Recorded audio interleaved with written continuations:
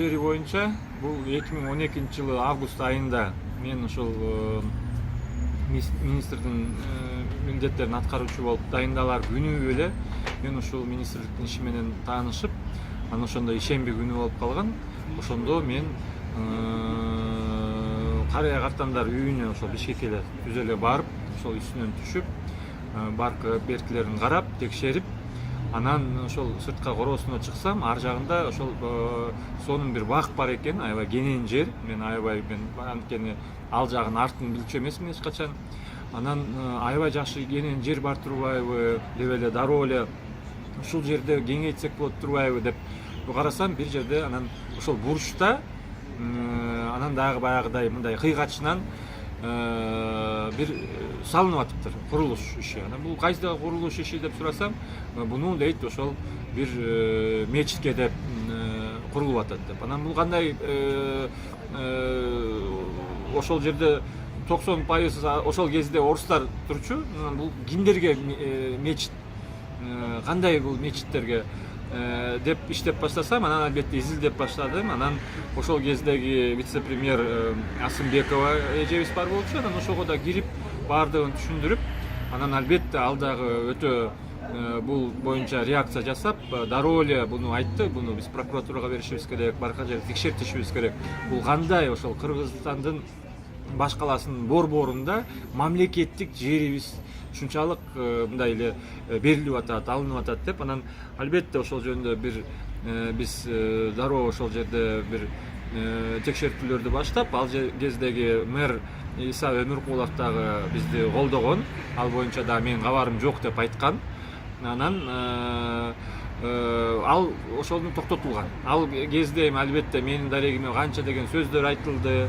Ошол кездеги кээ бир жетекчилер кийлигишип, жок ал жерде мечит болуш керек дегенге дагы мен ойлоп калдым. Андан кийин билесиздер, мени 1-2-3 айдан кийин эле иштен ашып алып тынышты.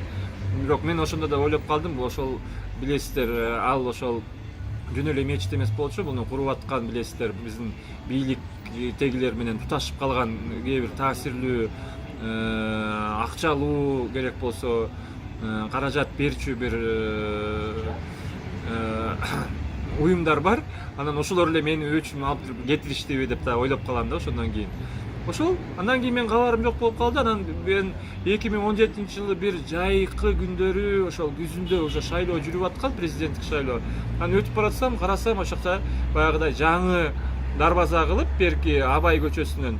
Анан сону мен ошол жака кирип, даже ошол кезде бир видео тартып, сүрөт тартып, Твиттерге да чыгаргам. Бирок ал кезде баягыдай эми өтө эле бери жагында Лиглас менен, бери жагында шайлоо менен, дагы мен менен, анан бул ошо сөздү майдалатпайын деп кичине алаксып, бирок ушуну сөзсүз бир текшериш керек. Болуптур эми, берилсе берилиптир, баягыдай уже курулуп калыптыр.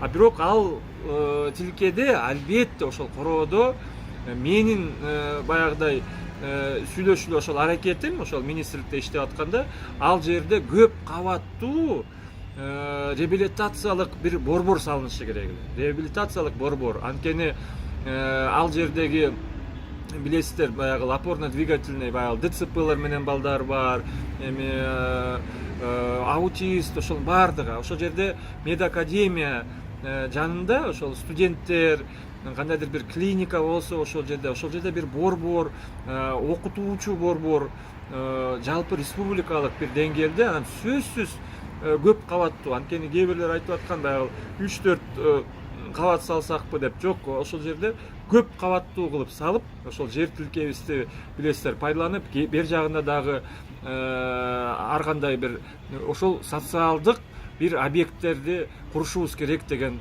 ойдо болчубуз. Эми албетте мен угуп атам, жанагындай бир жеке менчик турак жайларга албетте муну токтотушубуз керек.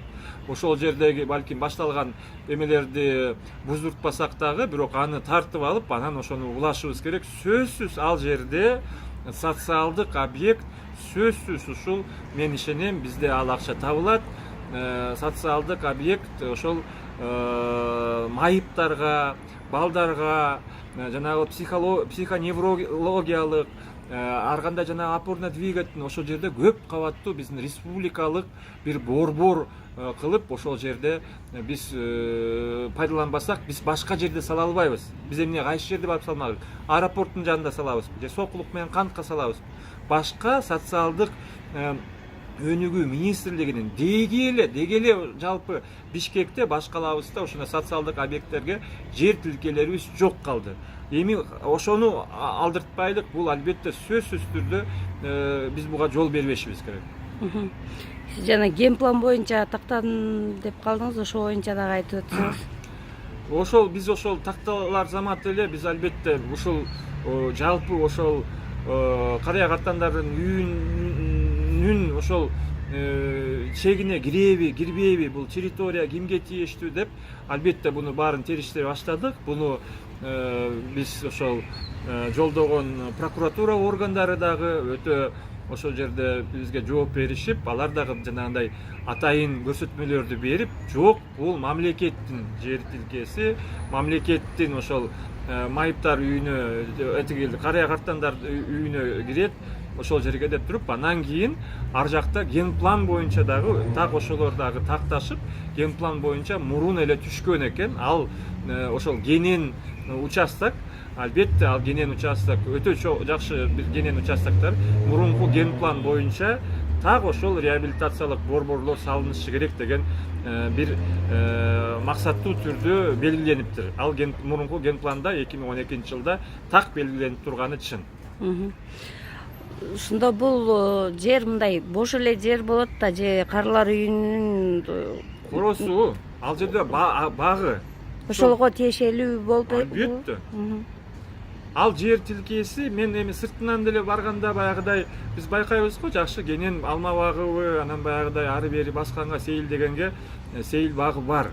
Мен аны барып да жүргүндүм мурун баягыдай иштер боюнча, бирок ошол биринчи жолу баягы министрликти жетектеп калганымда ар жагына өтсөм, ар жагы да аябай кенен экенин мындай өтө сүйүндүрдү да. Мен заматта эле ой өтө жакшы жер тилкеси бар турбайбы, бул жерде биз баягыдай кеңейтсек болот турбайбы деп эле анан ошол жерде карасам жана курулуш. Анан да мен сүйүнүп кетип, бул жерде эмне куруп атабыз, бул кайдыгы, ошол министрликтин эмне курулушу деп сурасам, бул мечит дейт.